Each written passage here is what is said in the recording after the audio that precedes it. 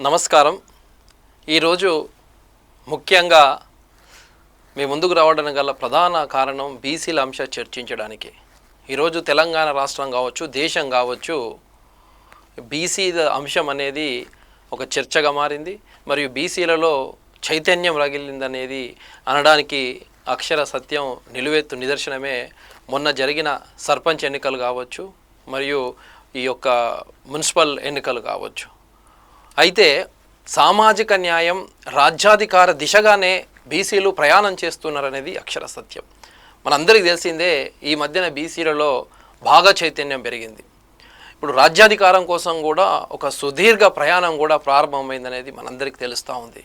ఎందుకంటే సంఖ్య ఉన్నవాడే, జనాభా ఉన్నవాడే శక్తివంతుడు కాదు.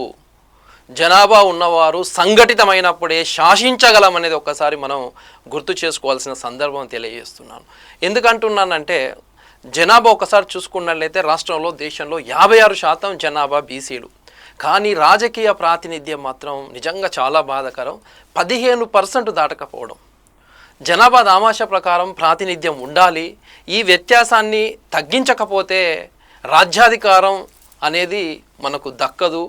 అందుకే జనాభా దామాష ప్రకారం రాజకీయ ప్రాతినిధ్యం ఉండాలని సందర్భంగా తెలియజేస్తూ ఉన్నాను. అయితే అక్కడక్కడ మనం కొన్ని విషయాలు ఒకసారి చూసుకుంటే, ఒక చిన్న సామెత ఉంది. గాడిదకు గడ్డి వేసి పోయి ఆవుకు పోయి పాలు విసుకుతే పాలు వస్తాయా అన్నట్లుగా ఈరోజు బీసీ వ్యతిరేకులకు ఓట్లు వేసి బీసీలకు న్యాయం చేయమంటే అది జరిగేది కాదు, ప్రయోజనం లేది కాదు. అందుకే డాక్టర్ బిఆర్ అంబేద్కర్ ఇచ్చిన ఓటు హక్కు మన శక్తి, మన హక్కు. బీసీల ఓట్లు బీసీలకే అన్న నినాదాన్ని ప్రచారం చేయాలి. గల్లీ నుంచి ఢిల్లీ దాకా ఓటు ఐక్యమైతే ఓ మహాశక్తిగా, రాజకీయ శక్తిగా మనం మారబోతున్నామని తెలియజేస్తున్నాను. జై బీసీ, జై పూలే.